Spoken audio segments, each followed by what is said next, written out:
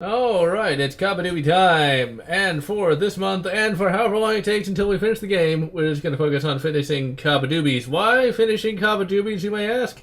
Because it's just a game I feel like playing right now. I'm just in the mood for a World War II first-person shooter, and this is it, so I might as well just turn that into a bunch of Let's Play episodes. And we did get pretty far in this game. We're almost done with the British missions here.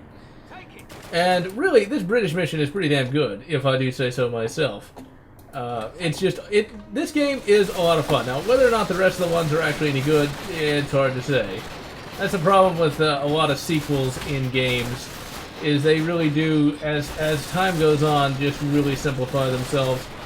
One particular sequel that looks pretty bad is, of course, the classic Mass Effect Andromeda. Although, I kind of want to play it. It might actually be halfway decent. For all I know. It's just, there's a lot of controversy, because there's always controversy when it comes to these games. There's controversy that on Twitter the director was saying a lot of really negative comments. There's issues of just really politicizing the entire game. But I guess that's just going to be something we're going to have to deal with these days for whatever reason. Which is really quite annoying. I hate the fact that everything has to be political. It's just how it goes. But yes, World War II is a very interesting subject. There's going to be a new movie coming out this year from Christopher Nolan, Dunkirk. And that sounds like it's going to be a really cool little movie, I think. To actually show that. The teaser trailer was pretty cool. Dude, you might need something a little bit bigger than a pistol, okay? Because while pistols are cool, you might want like a machine gun or something like that. One of those evil machine guns. Wait, did he pick up a real gun? No, he still got his pistol. He did not pick up a real gun. It's still sad that I missed this game. Oh, I remember this part when I played this just for the fun of it back in the day. Oh, man, this is hard.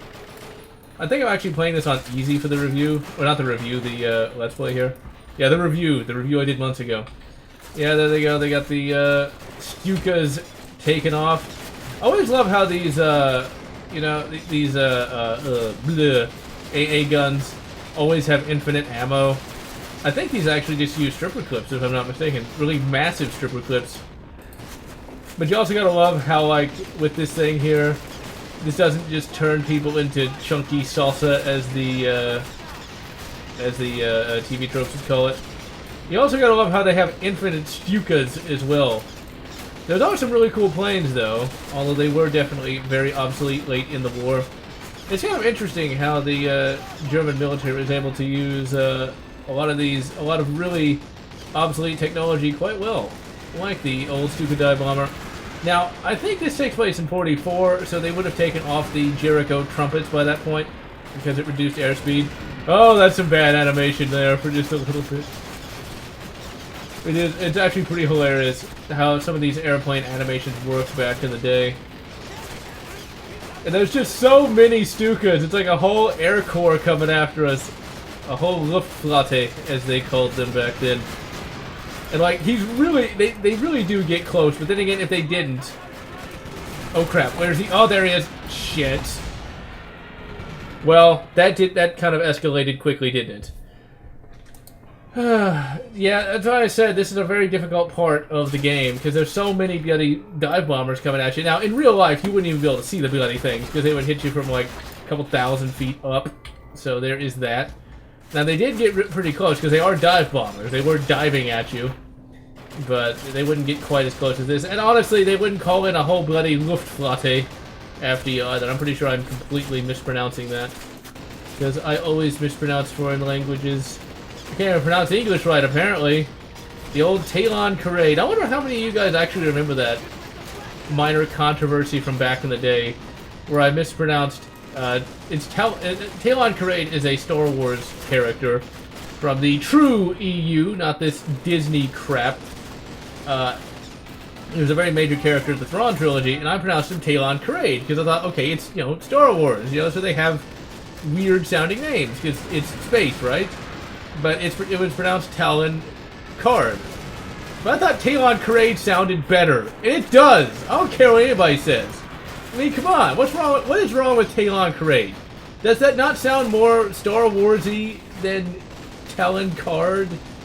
And his spaceship, the Wild Parade, sounds better than Wild Card. I get it, because, like, okay, I want to be a Cheeto breather for a minute, just to support my position. But, okay, in space, why would it technically sound like English when they're not speaking English? They're speaking Basic, which is a different language from English. So Wild Card should technically not make sense since it's alliterative. So it should just be Wild Parade. So see, and also they should be able to go faster than light, and Luke should be like having massive PTSD all the time, and like Han should have like a bunch of venereal diseases. That's a real Cheeto breather right there, but seriously though. But talking about sci-fi and talking about Cheeto breathing, I recently spent a lot of time watching a really cool sci-fi show that I didn't watch that much. Oh crap! I didn't watch that much back in the day simply because by the time I had heard of it, it had already been going on. God damn it! Good thing I quick saved. I'd heard of it, of course, but since I didn't get cable till long after I think the show had already been canceled by the time I got cable. Babylon 5. The name of the place, Babylon 5. A very, very good sci-fi show. I highly recommend watching it. It is a very, very good show. Very, very well made all around. It's one of those shows that it has stood the test of time immensely. Yeah, the CGI doesn't look that amazing, but at the same time, it actually still looks pretty good. And I say this because don't shoot the large plane, that's your ride out of here. I don't think they would have said ride back in the day. Okay, and what plane is that? I'm not sure if that plane is historically accurate, and like, he wouldn't be able to do that, and it should just die at the end. But anyway, where was I? Yeah, Babylon 5. We'll talk about it more in the coming episodes. But, okay, like, how are we supposed to do this? I don't think the Germans had a plane like that. Alright, and so that was, of course, Airfield Escape. We'll talk about more Babylon 5 in the next episode. And so I'm GeneralLotz, wishing you good Babylon 5, whatever makes you happy.